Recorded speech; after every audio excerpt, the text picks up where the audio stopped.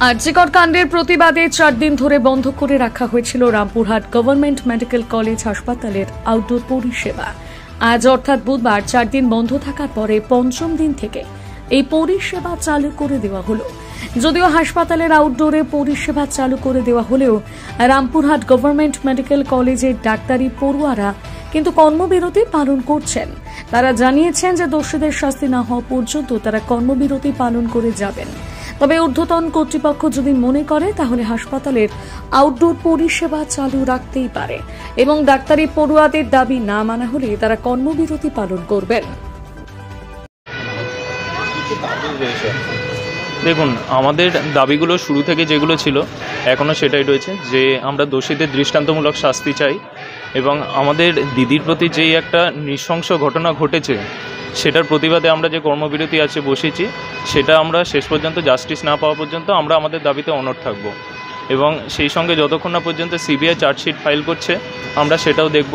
এবং একই সঙ্গে আমাদের কলেজেও ডাক্তারদের জন্য কাজ করার খুব একটা ভালো পরিস্থিতি নেই, খুব একটা ভালো পরিবেশ নেই। আমাদের ডাক্তার এবং স্বাস্থ্যকর্মীরা যাতে কাজ করার সঠিক পরিবেশ পায়, আমাদের ফ্লোরগুলোতে যাতে কোলাপসেবল গেট ইনস্টল হয় সেটা শুরু হয়েছে এবং সিসিটিভি যাতে ইনস্টল হয় এবং মেয়েদের জন্য ঠিকঠাক রেস্টরুম যাতে থাকে সেই সমস্ত কিছু সুনিশ্চিত করাটাও আমাদের এই দাবির মধ্যেই পড়ে। আজকে all India West Bengal medical forum একটা কর্মবিরতি ডেকেছে আজকে 8টা থেকে 4টে পর্যন্ত এবং সেটাতে আমরা সামিল হয়েছি এবং থাকবো আমরা আমাদের দাবিতে। আমার নাম তীর্থ, ডক্টর তীর্থ। হ্যাঁ, আজকে আমাদের ধর্নার পঞ্চমতম দিন। আজকেও আমরা সিজ ওয়ার্কে আছি। আমরা যারা এখানে intern, PGT, resident, SR doctor যারা আছি, আমাদের সিজ ওয়ার্ক চলছে অ্যান্ড আশা করছি আমরা সিজ ওয়ার্ক চালিয়ে যাব যতক্ষণ না সিবিআই কেসশিট ফাইল করছে অ্যান্ড আমাদের যে দিদি তিনি জাস্টিস পাচ্ছেন যা ঘটেছে মর্মান্তিক দৃশ্য।